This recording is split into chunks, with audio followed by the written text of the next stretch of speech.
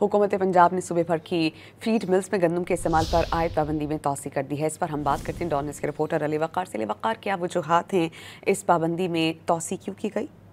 आज बिल्कुल हुकूमत को जो रिपोर्ट फराहम की गई थी प्राइस कंट्रोल की जानिब से, उसमें यह बताया गया था कि जो इस वक्त पंजाब की फीड मिल्स हैं उनके पास तकरीबन 1 लाख मेट्रिक टन गंदम के ज़खायर मौजूद हैं जो कि वो फीड को बनाने में इस्तेमाल कर सकते हैं। लिहाजा इस वक्त सूबे में गंदम के जो शॉर्टफॉल का तखमीना लगाया गया है वो 15 लाख टन का शॉर्टफॉल का अंदाज़ा लगाया गया है। इस शॉर्टफॉल को कम करने के लिए ये पाबंदी आयद की गई है कि फीड मिल्स जो है वो गंदम जो है वो फीड बनाने के लिए इस्तेमाल नहीं कर सकती, क्योंकि अवलीन तरजीह आवाम को सस्ता और आटा और रोटी फराहम करना है, जिस मकसद के लिए ये पाबंदी आयद की गई। ये गुज़िश्ता माह 1 माह के लिए ये पाबंदी आयद की गई थी और अब इसमें दोबारा तोसी करते हुए 2 नवंबर तक ये पाबंदी जो है वो बढ़ा दी गई है और दफ़ा 144 का नफाज जो है वो फीड मिल्स पर भी लागू कर दिया गया है कि वो किसी भी सूरत हुकूमत की इजाज़त के बगैर फीड मिल्स जो है गंदम फीड की तैयारी के इस्तेमाल नहीं कर सकती। बहुत शुक्रिया, आप हमें अपडेट कर रहे थे सैयद वसीम।